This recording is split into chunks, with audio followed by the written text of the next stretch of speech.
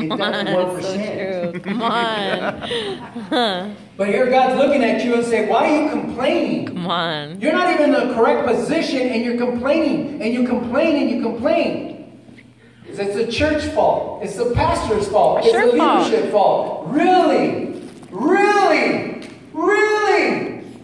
Moses didn't complain about leadership because God looked at him and said, why don't you do it? Why don't you split the sea? Why don't you close the sea? He goes to Abraham the same way. Get out from among them. Yeah. Don't talk about other people. Don't talk about other churches. Don't talk about your situation. Look in the mirror. Come on. Because once revival always comes from within. Revival starts with you. Come on now. I'm just starting. Preach. So the Father thinks it. Jesus. And Jesus manifests it. Is that amazing? Doesn't this sound the same as Moses? Doesn't it sound the same as Abraham? You see it all coming into play. Let me ask you a question. When's the last time you asked God, what do you want me to do? Come on. What do you want done? Oh man, I'll be here all day. I can wait all here. If I kept quiet for a good hour, some of you guys would say, Pastor, you kneel down right here and said, now I understand. This whole time I've been waiting for God. And you know what? The whole time He's been waiting for me. Yes. You've been sitting down too long, Moses. Come on, Abraham. You've been sitting here too long.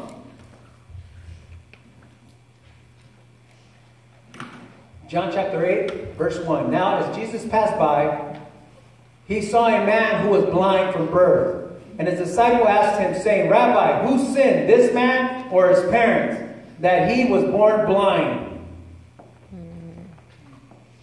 Can I go into theology a little bit? Can I go into a little teaching here? Can I go into some little deep stuff? Can I go into all this stuff? Come on, Pastor. It'll be okay. Don't worry. I'm not going to change everything in your life. That's up to you and God. But I guess I can tell you that during the time of Moses started talking about his mouth. Most likely it wasn't his mouth. It was his what? Speech. His speech. Most likely he had a Stutter. speech impediment.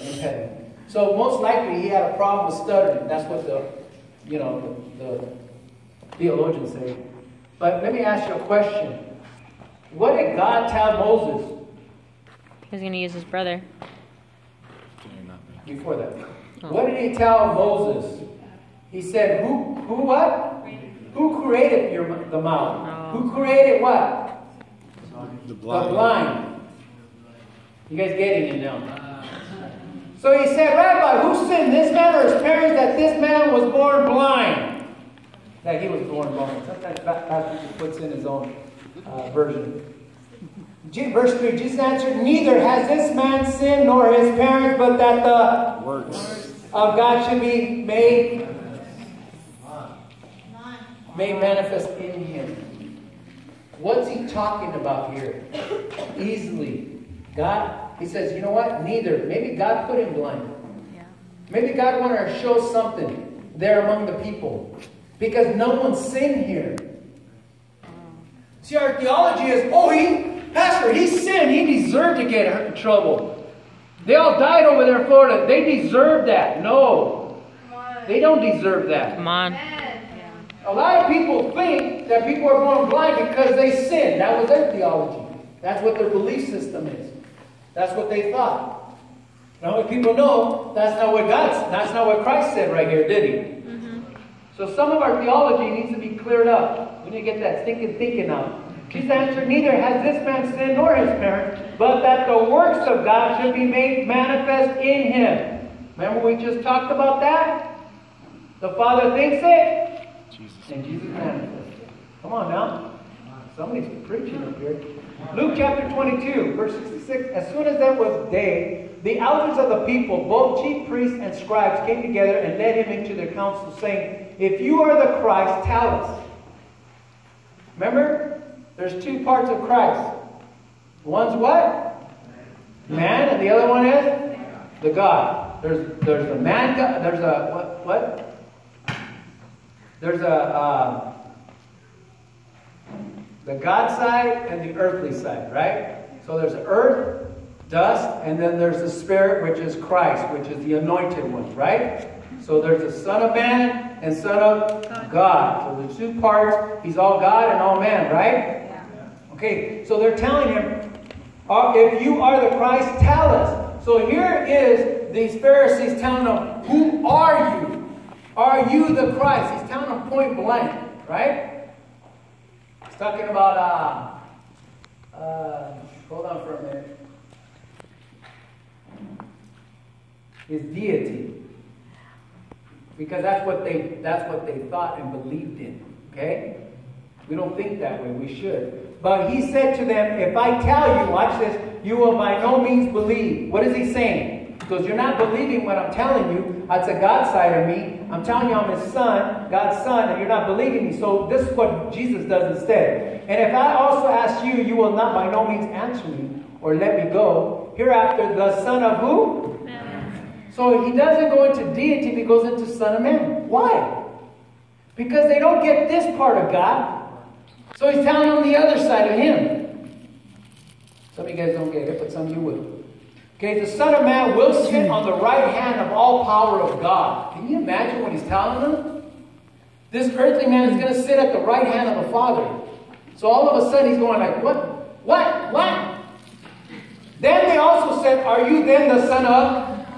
So now he's telling about deity. He called himself the Son of Man, right? And now he's calling him the Son of what? So now they're telling him, we understand the Son of Man part you're telling us, but we asked you about Christ's part, because I'm not telling you nothing because you're not getting it. So I'm going to tell you I'm the Son of Man because you didn't get I was the Son of God. So I'm going to tell you I'm the Son of Man and I'm going to be in the right hand of the Father. So they start going crazy and said, wait, but let's go back. Because we understand that. But let's understand this. And they asked him, then they also said, are you the Son of God? Here it goes. And he said to them, you rightly say that I am.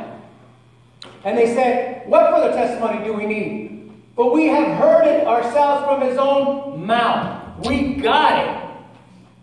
See, they got it. They now understand it because they didn't understand it the first time. He explained it this way, and now they got it this way and that way. That's why they wanted to kill him. Because they're evil men. The Son of God and the Son of Man. The Son of God is what? The Spirit that comes from who? God. So God himself came on earth. Why? Because he needed to be what? Legal. So he came into what? Flesh. And he dwelt among us. Pitched his tent. Come on now. And the Son of Man is who? The legal part of himself, which is Christ, which is Jesus, right? So Christ on Jesus. Jesus, thank you. Amen. The man who's anointed. Come on. The dirt side makes the God side. Legal. Some of you new people are looking like, I don't know who you do. And all the rest of the people go, yeah, we already heard that. It's like part 2. You know? That's why everybody else is not going like, wow, look, because you already did it. See, the dark side. The dirt side. I'm thinking of, you're a Star Wars right now. Come on, Darth Vader. Darth Vader was once in the light. He was on the bright side one time. But he lost it and went to the dark side. The dirt side makes the God side legal. The dirt side, the flesh part. That's why in order for him to step into... Did you know he has to be flesh in order to die?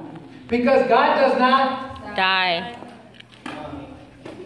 Come on. I get you excited there. So... why is Jesus able to heal the sick? Read it. Because he's legal. Because he's legal. He's here on earth. For 400 years, from the Old Testament to the New Testament, God did not speak. But when Jesus was born, God spoke. That's how you knew that the anointed one was here. But the Pharisees didn't want to believe it. Because their heart was in it. Their heart was corrupt. When your heart is corrupt, you can't hear God. You have to be thrown out your high horse, Mr. Soul. Why is Jesus able to heal the sick? Because he is what? Legal. That's why he's on earth and everybody was what? What's the word they use? Thronging him. That's the disciples where they're all jumping all over Jesus. Come on now, you would have done too. Okay, this is why God needs you and he needs me. You also need to be what? Wow. Why does he need, first of all, what God needs me and God needs you. Why? Because we need some legal person here to do what? The authority stuff here on earth. Yeah. But he also needs us well. Why? Because if we're dead, can't do nothing. Thank you. Oh, man. Because if you leave the earth, maybe you guys are on that side. Listen. If you leave the earth, you can't do nothing.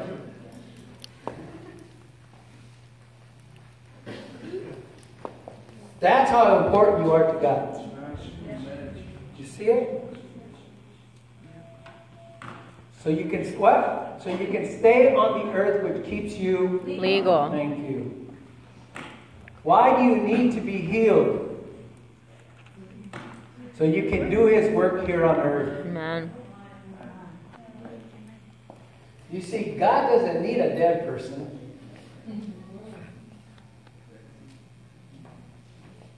You know, just the simple things can really change our lives.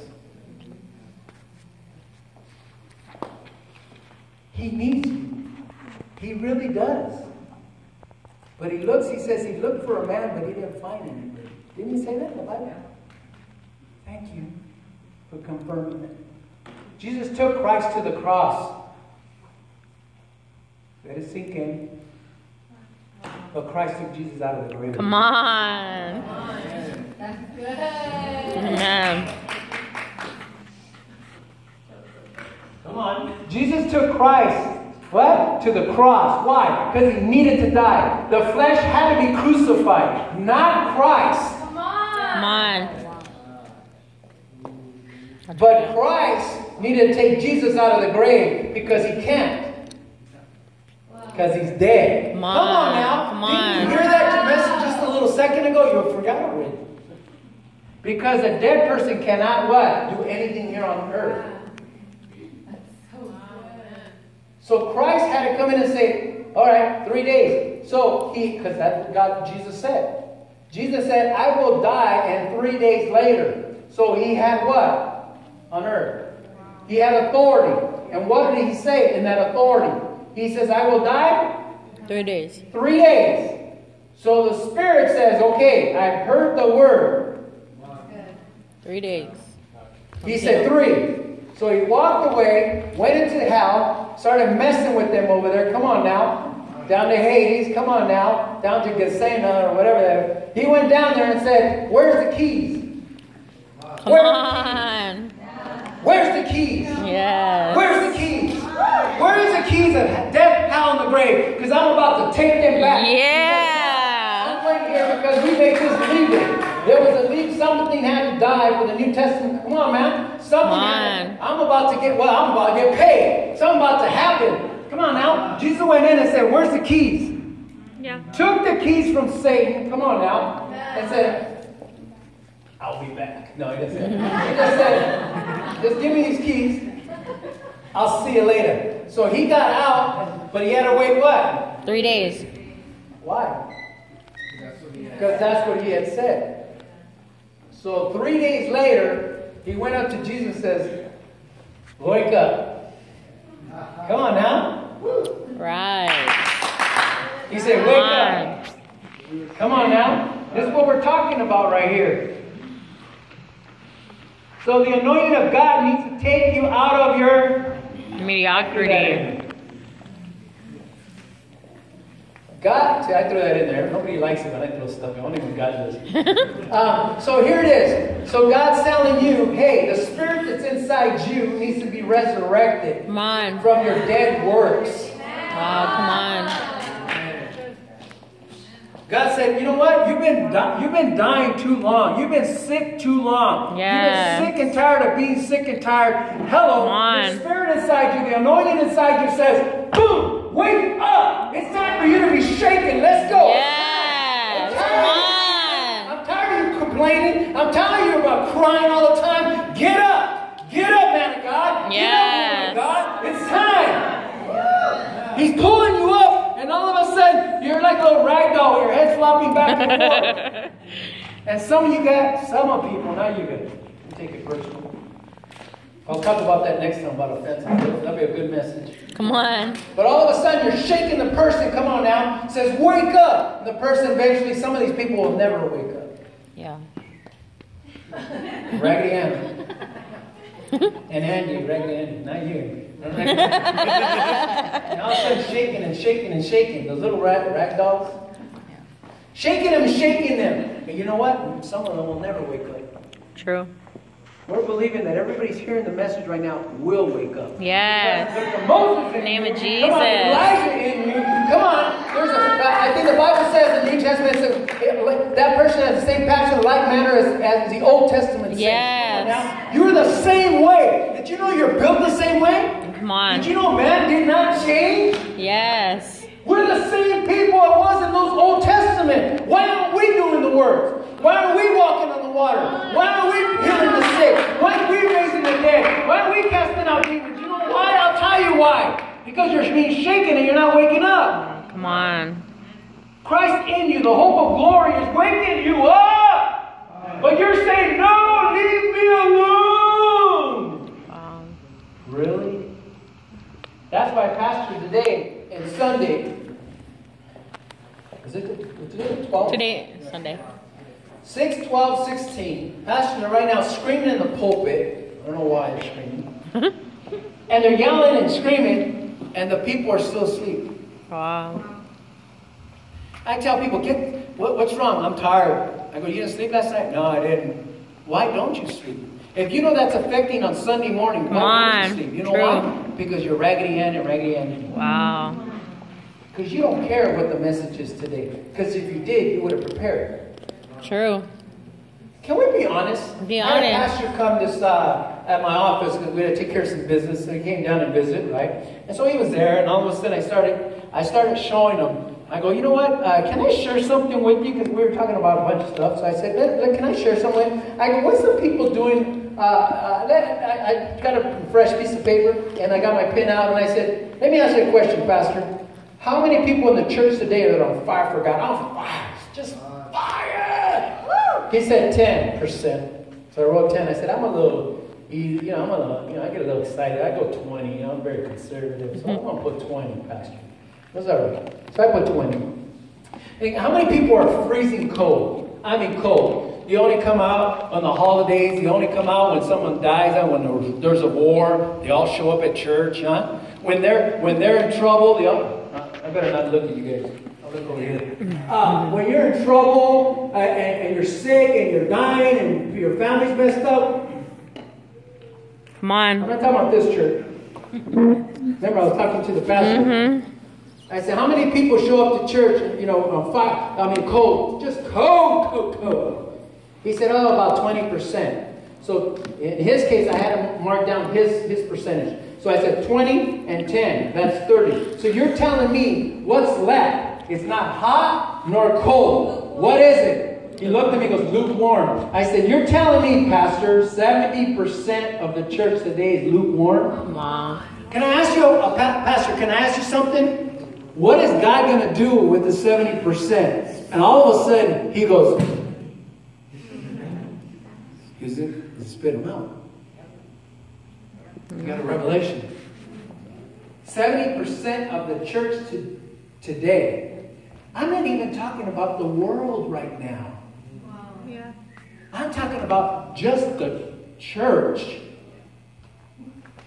The church today, 70% is not going to make it? Are you kidding me? Let me ask you right now, church, where do you stand? The 10%, the 20%, or the 70%? Watch this. I'll give you something better. Okay? I told him, let me ask you a question. You said 70, right? He's going to spit them out. But you know what? That's not necessarily true in a sense. Because you got the 70 and you got the 20. What's that come out to be? 90. That's 90. 90% of the church is going to. 90%. Isn't that what the Bible says? That in the last days they shall what? Fall away. Grow what? Cold. And fall away. A great falling away. We're theology. We know all the Bible. We know all the verses. And we don't like the pastor, and we can do what we want. We can stay home when we want. I don't feel like worshiping today. I know she's crying about raising her hand. I'm not going to raise my hand because I don't want nobody to tell me what to do. So I'm going to put my hand in my pocket just to show her.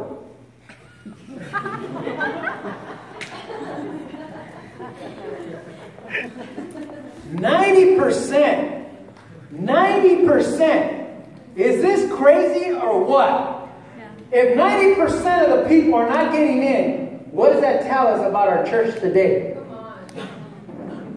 That is so scary that we better get right with God, because you don't know when that time is up. These people today, 50 people today, it's going to be more like 60 by the time this ends. They went out last night to go to the club. Let's club. Let's party. I've been practicing this dance. You know, let's party. I'm going to dance for you guys. And all of a sudden, they went out and they said, we don't care. We want to enjoy ourselves. They were part of the 90. They went out there because of what? The road is what? Broad. The gate is wide. Come on now. And all of a sudden, they decided to go out. And when they went through that door, they were partying. They were enjoying themselves. They saw their friends there. Come on now. They ordered drinks there. They interviewed a guy and he said, yeah, I was just ordering my drink. And all of a sudden, they heard a massive shooting. 50 people are no longer on the face of the earth. They lost their authority here on earth. They gave up their salvation to go party. That's the world. Let me ask you, church, what are you giving up for not being obedient to God? You have to stand, one day we will stand before God. What are you going to tell him? Well, you know, Pastor, I went to that church, but he was kind of like aggressive. I stayed in my church. Yeah, well, I was part of the 90%, but I didn't know any better. Really, you heard the message, didn't you? It's not about ragging on the church. It's about lifting the dead body out of the grave. It's about waking up, church. Wake up. Your redemption draw nigh. Wake up, church. If you're not going to be woken up, you're going to be part of the 90%. Okay, then forget your 90%. Why don't you care for your mother? Why don't you care for your father? Why don't you care for your brother? Why don't you care for your sister? Why don't you care for your cousins? Come on now. Why don't you care for your best friend? You heard the message with the two friends? One went to hell and one went to heaven. And the one who went to hell said, why didn't you tell me? Why didn't you never share it to me? You made it to heaven, but we were best friends. You never told me there was a hell. You always went to church and never invited me. Now I'm in this tormented place, but you're in heaven enjoying life. At the end of the story, it said, you were never a friend.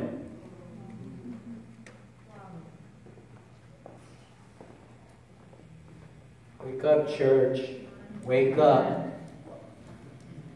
This is why Satan wants your body dead. Because if it's dead, you're no longer what? Good enough here. You're no longer worth anything here on earth. That's why Satan wants you. You thought Satan just wanted to kill you just so he wants to kill you. No. He knows that if you wake up, this whole life changes. You got to excuse this part. You're in the medical field? Excuse this part, but I need to say something because it's inside of me. In the medical field, how many people die every day? 1, 2. And all the hospitals right now, people are dying today. There's going to be dead people today. Because that's life. That's what life, we can't control accidents. We can't control, surgeries. We can't control illnesses. Come on now. So people today, okay, you wonder why you're in the medical field. Now, I'm giving you a word right now. You know that, right? It's because God put you there to save His people. They're going to go into the after, life after. Come on. They're going to go to the other side. Come on now. And you're there to say, you know what? You need to accept Christ. They're going to tell you, you know what? We're going to fire you because you know why? You can't tell them before they die. You tell someone. God put you there for a reason. God put us here for a reason. God, if you stop and think, God loves you so much. He put you in the front lines. He literally called you out personally. You said, I didn't hear God. You're here, aren't you? That's why you're here, because God brought you here. That's how much He loves you. He set you up. That's why the message is so crazy right now. That's why the message is stirring you up inside. That's why the message is bouncing inside your head. Because some of you guys will never listen. But you who are listening, that's going to be bounced all around your head. And you're going boom, boom, boom, boom, boom, boom. God says, I called you here for a reason. That's why, let me go back. That's why, and I hate to do this, but I need to do this. That's why Daisy was in my house. 4 years ago, Daisy showed up in my house. Why? Because God knew. God knows all things. Because He knew her time was short. She did so much. Let me ask you a question. How much did you do for Christ in your whole 20, 30 years of your life? And I tell you how much Daisy did in only 3.5 years, almost 4 years. She accomplished what she needed to accomplish. What have you done? So the sobering part in this is right now, I don't want to get done with this anymore. Let me ask you a question. What are you going to do? When are you going to start the church? When are you going to start your ministry? When are you going to heal the sick, raise the dead, cast out devils? When are you going to preach the gospel? When are you going to talk to your friends? When are you going to get on the worship group? When are you going to sing? When are you going to play guitar? Hey, say, well, everybody's full there. We can start a new one. Come on now. Maybe when these guys go out, someone has to stay in. Come on, brother. Come on. Or I'll finish it. I don't even want to finish. So sickness has to leave in Jesus' name. Come on, we're going to cast that out. We're going to pray for the sick right now. So you thought healing was just for you, but it was for what? For God. It's for His glory. So what did He say? Oh, so the man, he's sick because... Come on, Moses. Who created your mouth? Come on. John chapter 11, verse 3. Therefore the sister sent to him, saying, Lord, behold, he whom you love is sick. Who's he talking about? Lazarus. The story of Lazarus. Come on now. Verse 4. When Jesus heard that, he said, this sickness is not unto death, but for His what? But for the glory of God. That the Son of God may be glorified through it. Come on now. I know. Robbie's getting excited over here. Because the Son of Man is coming in there, so the Son of God may be what? Can you see them? We need to see the glory of God here on the earth. Come on. The glory of God is already in heaven. Come on now. He's already in His throne room. It's at the, what color is that? Green. What's that? Emerald green. Emerald green. The glory of God is shooting out everywhere. And the angels are there covering themselves because it's just too much for them. All the angels are worshiping there. Come on now. The glory is already there, but we need the glory here on earth. Come on now, display it. Come on now. This is the reason why we need to pray for God's will to be done where? Here on earth. We must see what God sees and do what He does. Yes, amen. Let's go. That wasn't too long. Aww. But it's important. How many people know that we need to do what He does? He what? He saves the lost. Come on now. Come on. We need to go out and save the lost. That's right. He gave you a mandate. Go therefore. Come on, 2019 Matthew. Come on. We need to go to the Great Commission. We need to do something. Come on. There's a Great Commission out today because we don't know when that time is going to come. That's right. Our days are limited. You say, well, okay, well, you know, you said tomorrow's not promised. Now, some of you guys, you're going to live a long time. But the average age for a male is 77. The average age for a female is 84. Either way, you're gone. Yeah. In 100 years from now, you will not be here. Can I give you a revelation on that? Come on. Your mortality rate is 100%. You will not be here. And you guys going, what is it? You will not be here in 100 years from now. Maybe 70 years from now. Some of the young kids. That means every chair you're sitting on is going to be vacant. Someone else is going to be sitting in. So what have you done so far? What are you planning to do tomorrow? Where are you going to be in the next 5 years? What is ahead of you? Start now. Let's stand up. Can we get some music?